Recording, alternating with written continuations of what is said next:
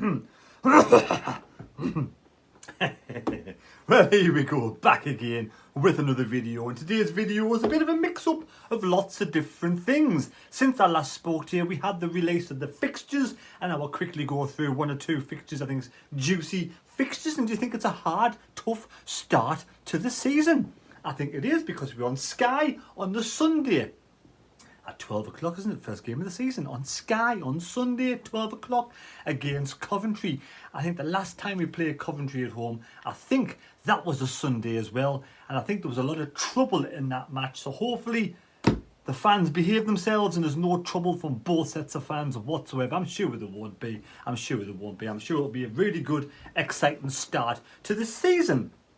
But we'll go through one or two things. First of all, we're going to go through this gadget called, at Sunderland being linked. We get linked with players, don't we? We get linked with players left, right and centre. We get linked with players all over the place. And Sunderland are being linked in the Chronicle and Sunderland Echo with the Manchester United starlet, Revel Morrison. Morrison is looking for a new club following the expiration of his contract at Derby County, because Derby County being relegated to League One.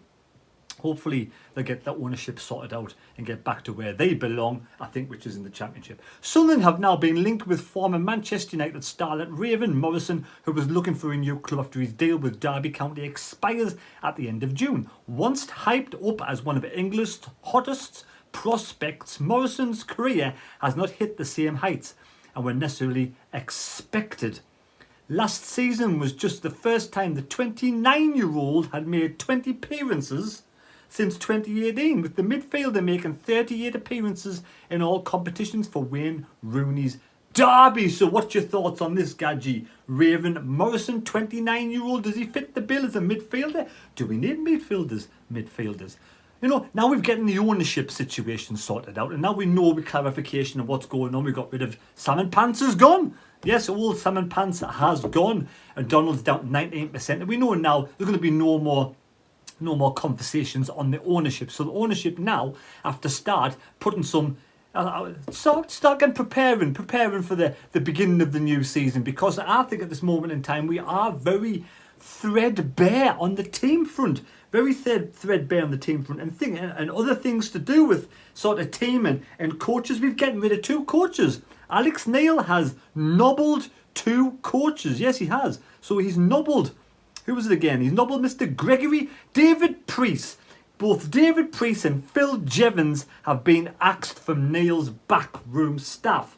Now, the goalkeeping coach has been there. I think he was there at Sunderland when he was there to the youth scheme at Sunderland. So, you know, he's a Sunderland fan through and through. But Alex Neil must have people ready to come in, because I thought, you know, under Patterson last season, the guidance of Alex Neil, and probably with also the footballing coach, Patterson shone really well, did really well last season. So I'm very surprised that Alex Neil's done this. He's shaken up the backroom staff. Obviously, he's going to need more this season in the Championship. It will be a more difficult season in the Championship it has been. But as for staff and for players, we are looking a bit short now. The goalkeeping situation, Patterson starts as number 1 for me. At the right back, we have Hume, Huggins and Winchester, who can play right back, but also Huggins who can play left back along with Serkin if Huggins can get himself fit. That's if we go with a 4. If we go 4-4-2 or 4-2-3-1, then we are short. I mean, I haven't done any kind of revision whatsoever. Haven't been on, looked and googled what the situation is with Sunderland. I've been away for a week. I've lost my marbles a little bit. Wait, who said I've lost them? I lost them ages ago. But just off the top of my head, I can't think of any other centre backs. The ones we've released a lot. See, Bailey Wright hasn't signed the contract yet, so I'm not going to add him onto the team sheet. So at the moment we've got Danny Bart. Is there any other centre backs you would include at centre back for the Championship? Or I think we're going to need better centre backs. We're going to need to add 2 if Wright signs, add 2 Bart and Wright. We need other ones. But who else could you fit in there that we have at this moment in time in the squad? So there we go. There's one position short straight away. And even if we go with a 3-5, if you go for 3 centre backs and 2 wing backs, you could have Winchester, Bart and Serkin, so we can make a side, but it's not a very strong side, not very strong centre backs. And then you could have Gooch in there. But if we go the 4-2-3-1, we need a centre back.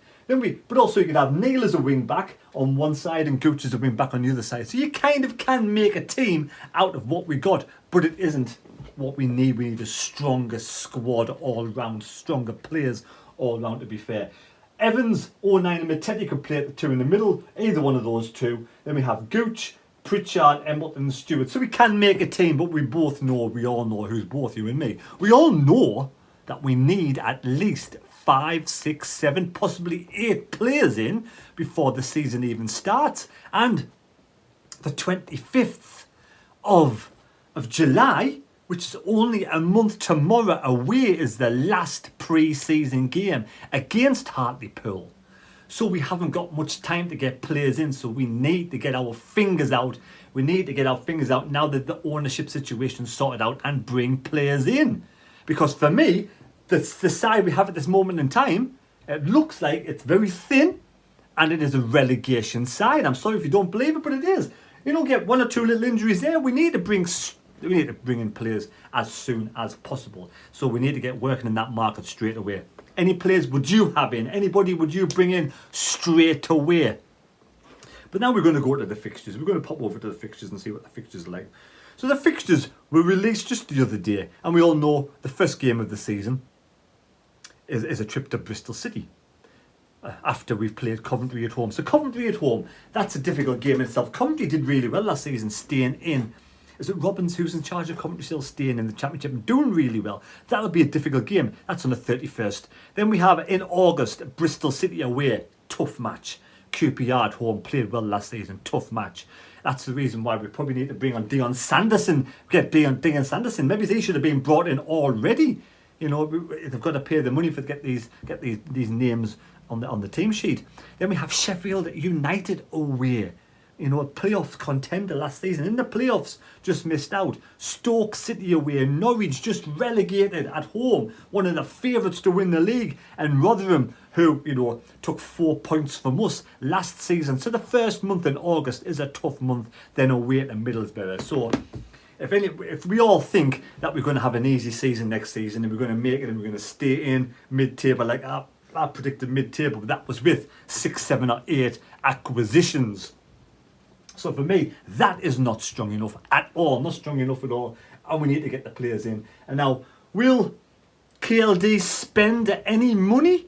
Will Sartori actually put any money into the club? Has Sartori actually spent a penny as owner of the club? Apparently he spent £1 for his shares, but that surely's got to be bollocks. Not £1 for his shares, surely. So time now, the likes of Sartori put his money where his mouth is. Never spoke, never did anything, has he really, apart from buy these extra shares?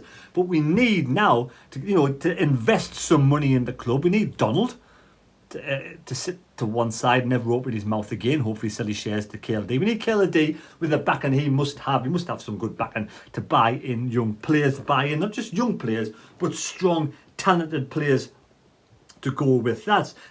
So we go towards Christmas for the fixtures, and we have, I think it was all Blackpool away. I've been talking to Wincy. Wincy wants to do a live stream for Blackpool away on New Year's Day, so hopefully that'll go ahead. And then we have at home Boxing Day, Blackburn Rovers. And now we're getting close to the nitty gritty, because we know we're only like just over a month away. I'm starting to think, are we actually going to do well next season? Can we do well next season? Are we going to actually start bringing some players? I know other teams are starting to get their players in already.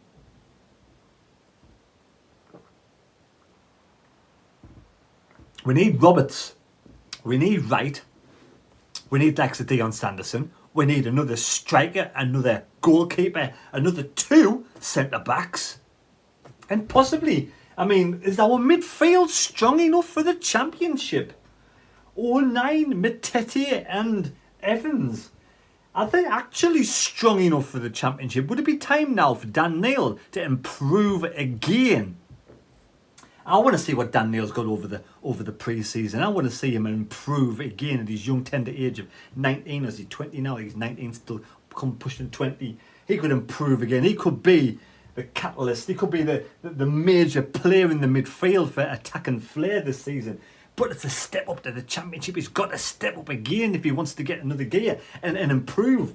So for me, the midfield is quite weak. So we do need a strong central midfielder, because Evans just say made it into the team last season and started improving, did well as captain.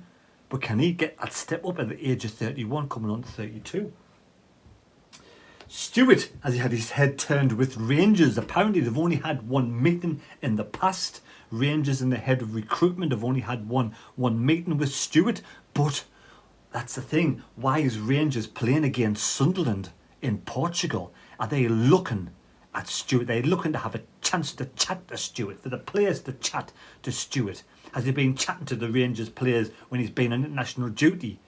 I want to see Stewart commit to Sunderland, but you know, you can understand a player like that having his head turned. Could be playing at the highest level in Scotland and even in Europe next season, back in his home country. So it's going to be an interesting one. That we need another striker. Broadhead. Does Broadhead? Are we actually going to put a bid in for Broadhead? Because so far we've had no offer in for Broadhead. Never mind what paper talks say. There's been no offers for Broadhead so far. So we are leaving it tight again with Christian Speakman. You got to trust Alex Neil. You've got to put the trust and faith in Alex Neil. I'm hoping Alex Neil, again, he's done it. He's been in the Championship, getting promoted to the Premier League. I'm sure he'll have his list of players he wants. And he wouldn't commit to Sunderland or stay at Sunderland if he wasn't going to get any backing. So there we go. I'm hoping, we're going to get some players in very shortly over the next few days and not weeks. We haven't got time. We haven't got time at all. We need to get these players in. So we're looking forward to the first pre-season game against Blythe. Has the Gateshead one been postponed? We had two the same day. Gateshead one's been postponed, so now it's only Blythe. Now for me, that should be the ideal. Never mind the under 23s playing against Blythe. We should be playing some of these first teamers against Blythe. Bed them in slowly, give them 45 minutes, and then get them built up like we did last season.